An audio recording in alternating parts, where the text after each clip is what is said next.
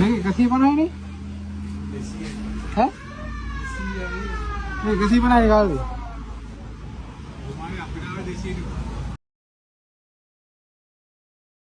වාට මතකද ලංකාවේ ලොකු ආර්ථික අර්බුදයක් තිබ්බා. දෙල්ලතුව ගෑස්තුව මිනිස්සු පෝලිං වල දුක් විඳා. ඒ ආර්ථික අර්බුදයෙන් පස්සේ තවමත් බොහොමයක් ලංකාවේ මිනිස්සු අමාරුවෙන් ජීවත් වෙන්නේ දවස පුරා මාන්සිලා වැඩ කරලා කීයක් හරි හොයාගෙන. ඒ වගේ වෙලාවක රජය කියන මිලට වඩා මිල වැඩි කරලා විකුණනවා ගැන බොහෝ දෙනෙක් කතා කරනවා. නිසා අද අපිත් ඒ ගැන ටිකක් කතා කරන්න හිතුවා. මිනිස්සෙක් කඩේට ගිහින් දිබාට බොන්න බීමයක් කිල්ලුවාම ඒක කාලා තියෙන ගාණ්ඩා වැඩි ගාණක් කියලා ඒක ගැන අපෝ තව සද්දෙක් දාන මුදලාලි කෙනෙක් ගැන ඔයාලත් බලන්නෝ.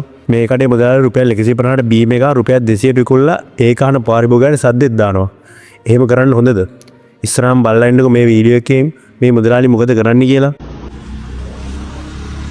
මේක 150 නේ? ඈ? මේක 150 කාලේ.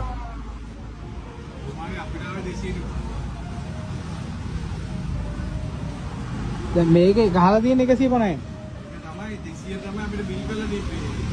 මම 150 ගන්නවා. 200යි නේ මේක. ඔය මම 500ක් දුන්නේ 300යි ඉතුරු දෙන්නේ. අනේ 200 500. හරි.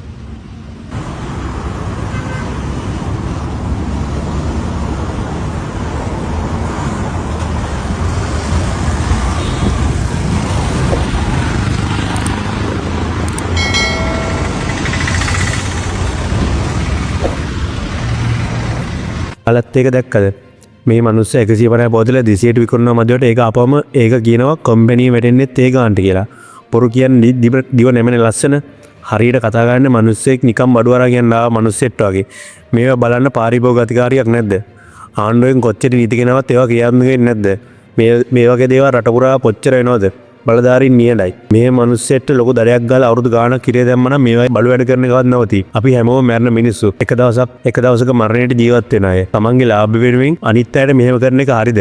ව්‍යාපාරයේ ස්මාර්ට් විදිහට කරන්න පුළුවන්. නමුත් සාධාරණ මිලකට හොඳ සේවාවක් දීලා. ඒකෙන් තමයි සැබෑ සාර්ථකත්වය එන්නේ. ඔයාලට මොකද හිතෙන්නේ මේ ගැන? ඔයාලගේ ප්‍රදේශයේ කඩේ මේ වගේ දෙයක් දැකලා තියෙනවද? ඔයාලට හිතන දේ අනිත් අයත් දැනගන්න කමෙන්ට් කරන්න. හැලෑ අපිව සබ්ස්ක්‍රයිබ් කරන්න.